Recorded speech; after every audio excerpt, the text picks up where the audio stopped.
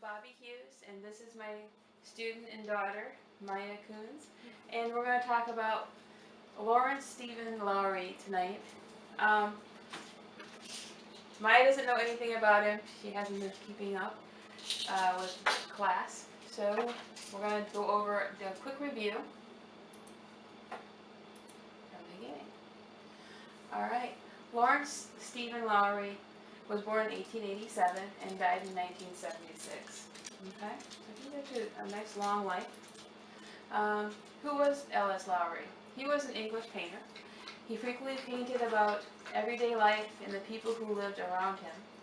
He was born in Stratford, England in 1887. Many of his drawings and paintings are about Salford, which is actually in northern England, where he lived and worked for 40 years. Industrial district in the northern England, the main focus of his paintings, and urban landscapes, human figures, which are commonly known as the matchstick men, because they were not well developed. Lowry was born in the Victorian age, which was in the 1800s, because Queen Victoria was actually the queen at the time. Okay.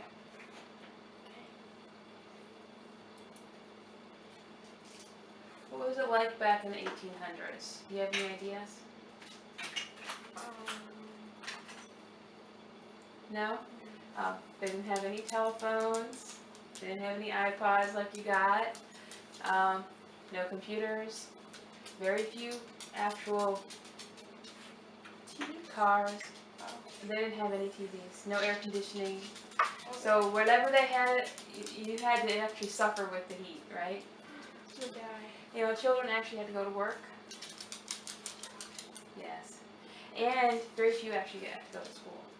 Okay? And we're going to actually show you a picture of that. Here's the street scene of St. Simon's Church. Right here. And you see all the little people? This was his first painting, and he did that in 1927. He made a sketch of it shortly before it was demolished. And you'll see this one in another painting that he incorporates into it, okay? He decided they wanted to demolish it.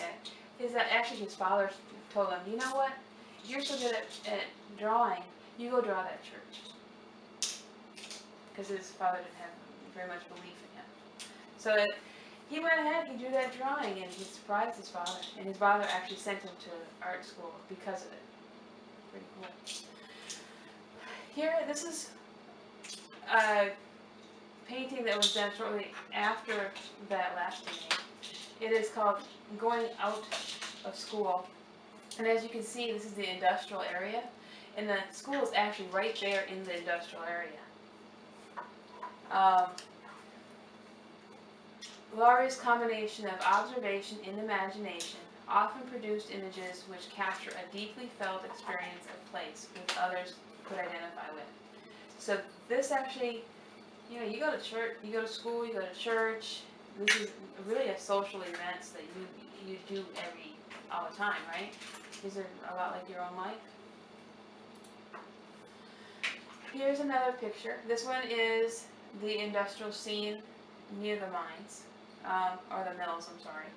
The tall buildings and smoky chimneys and busy figures in the foreground. It shows the industrial age. Typically, Lowry would create a very pale background, as you can see in the back here. He'd paint the white backgrounds on his canvas, or he'd actually use plywood. And he'd allow that white paint to age over several weeks or even months. So he'd do a bunch at once. He'd place his figures, making them stand out against the white. That's why this was white instead of black, so he wanted his figures to stand out. Backgrounds are outlined in black to define them and make them substantial, with a slight shift in color tone to set them apart. So you can see in the buildings, there's actually a black outline where you know you're not going to have that in a regular picture, right?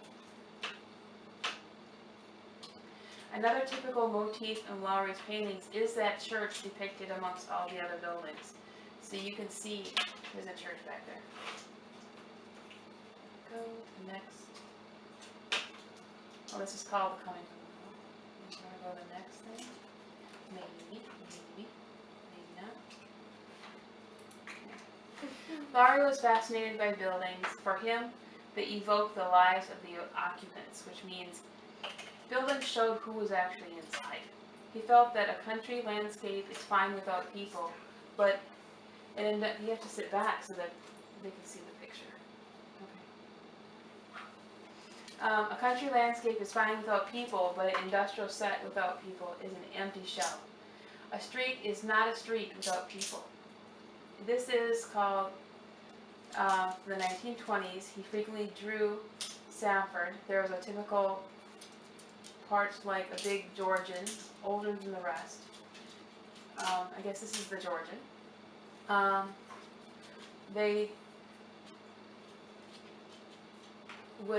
He would go and make drawings of all the buildings, and he'd have kids actually come up to him. He said they'd have scores of little kids who hadn't washed in weeks, dirty faces, and come and they'd watch him draw. But he loved them. You can do a comparison. This is the industrial age. He often had lots of pictures, lots of people in his pictures.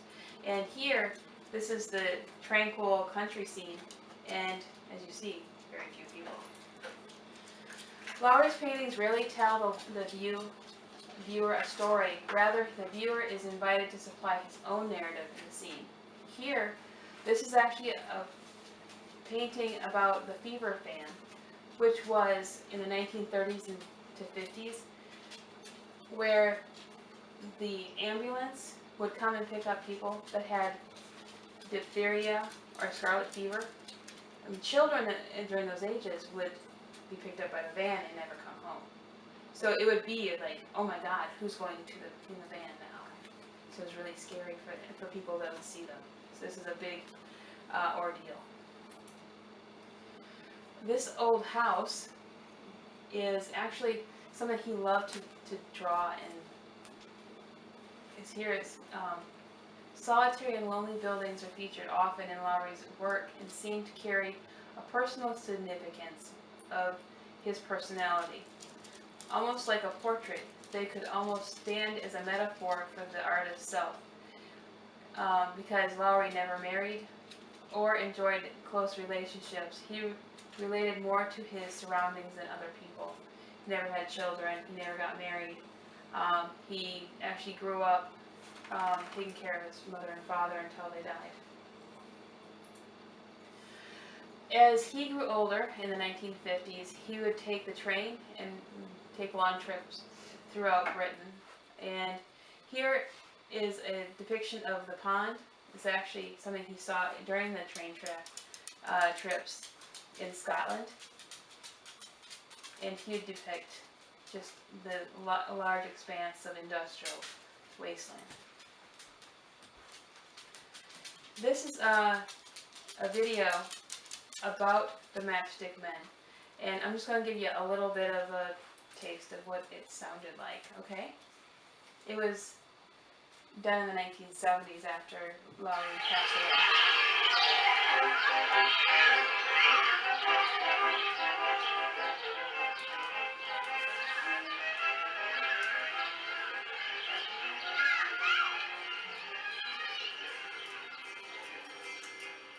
You like music? Painted Salford smoky tops on cardboard boxes from the shop.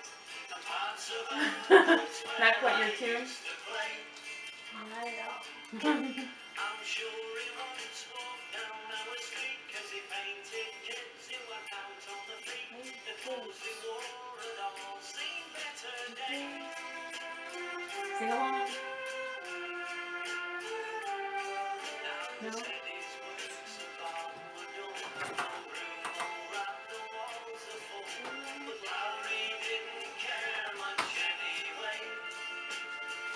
What do you think of that song? Yeah, I tried to use it.